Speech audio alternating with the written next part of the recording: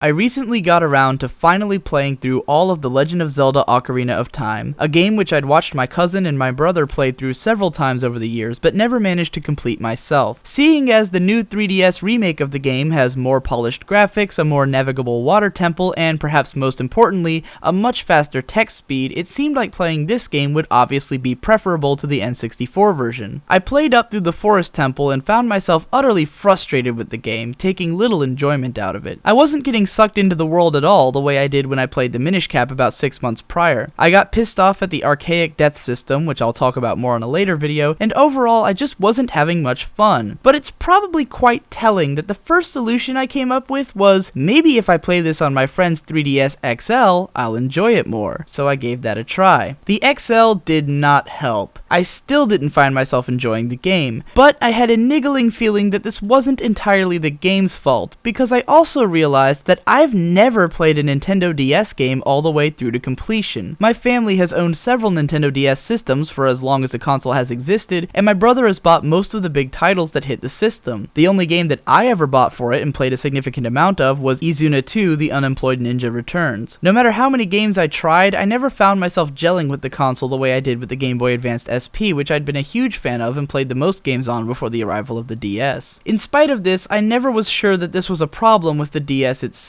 I've always thought that the console has one of the most interesting output of games, especially with tons of unique and innovative RPGs coming out for it, but I didn't give much thought to the hardware. It never came full circle for me until I finally played through Ocarina of Time on the N64 and realized that it's quite possibly one of my top 10 favorite games. I don't like the 3DS, and I especially don't like it for Ocarina of Time. Why? I think what it comes down to is that the 3DS itself is too big to be held comfortably and too small to contain a large 3D world. When I was playing Ocarina of Time on the 3DS, I kept thinking about how small Hyrule feels as a 3D game world. I thought this was just a quirk of being from the dawn of 3D games, but when I played it on the N64, I didn't feel that sensation at all. The world can be traversed quickly for sure, but it's full of very large structures and memorable landscapes and imagery. The areas are densely packed with content, making it feel alive and interesting rather than cooped up. I simply think that the world of Ocarina of Time isn't as effective when looked at on a handheld screen as it is on a big screen. After all, the game was made with the intention of being played on a TV, and it just happens to fit that format better. I haven't played a lot of 3D games on handheld consoles, but what I do know from what little experience I've had is that handhelds are far better at containing 2D worlds. The worlds of the Minish Cap and even side-scrolling games like Castlevania feel right at home on that screen, whereas Ocarina of Time feels cramped. I have an even bigger problem though with the way that the 3DS feels in my hands compared to the feeling of a controller. The 3DS is flat and long, and I've always felt that the L and R buttons were awkward. Having to take my hand off of the console to use the touchscreen, or even just having to look down at the bottom screen, breaks my focus on the game. Even though managing the inventory on the bottom screen seems like a great idea, I found that when I played the N64 version, it never bothered me to have to open up the item screen. It flowed naturally with playing the game, so I never paid it any mind the way I did when I had to reorient myself when turning my attention away from the main screen. This brings me to the topic of kinesthetics, the feeling of movement, which I've come to appreciate as one of the most important feelings to me in the world of gaming. Playing Ocarina of Time on the N64,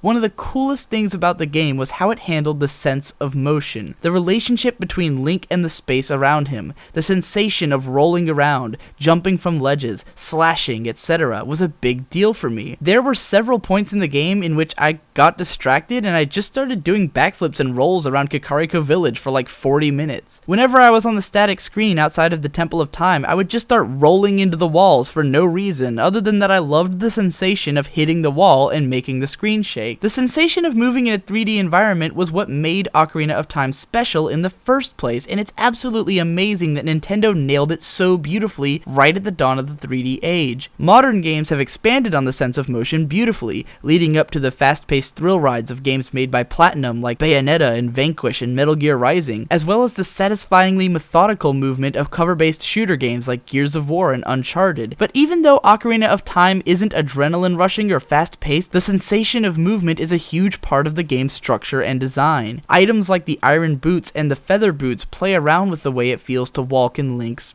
boots. The Megaton hammer has a different sensation of weight to it compared to the sword. These mechanics are brilliant ways to make the sense of movement more apparent. So what does all of this have to do with comparing the 3DS version of the game against the N64 version? Mainly it has to do with the satisfaction that comes from actually activating Link's movements, the literal pressing of buttons and movement of the joystick. The 3DS joystick doesn't feel right. When you push forward on a joystick on a controller, the distance and force that you exert on the stick creates the sense of movement. When you just barely hold the stick forward, it feels right that the character walks slowly, and when you slam the stick forward, it feels right that the character hauls ass. The 3DS tries to replicate this feeling by having a tugging sensation when you put pressure on the thumb pad. Rather than the sensation coming from the pressure that your thumb is putting on the stick, the sensation comes more from the pressure that the stick is putting against your thumb. Yes, this sounds like an incredible nitpick, and maybe not a lot of people would even notice it, but for me it makes the subtle difference between a game in which I gave no special thought to movement, and a game in which I was so enamored with running around that it took way longer to finish the game than it probably should have. The same can be said about the face buttons on the 3DS. They're just too small, and clicking them doesn't feel as good as pushing a button on a controller. Plus, the 3DS is altogether not as comfortable to hold as a controller with grooves to fit your hands. Pretty soon I'll be doing a full analysis of Ocarina of Time, but I wanted to get this video out there because it's relevant to gaming in general outside of this game, and also because it's a good way of pointing out why I'll be reviewing the original Ocarina of Time as opposed to the 3DS remake. I hope you'll look forward to that video and more from this channel, and I'd be super happy if you showed this video around too.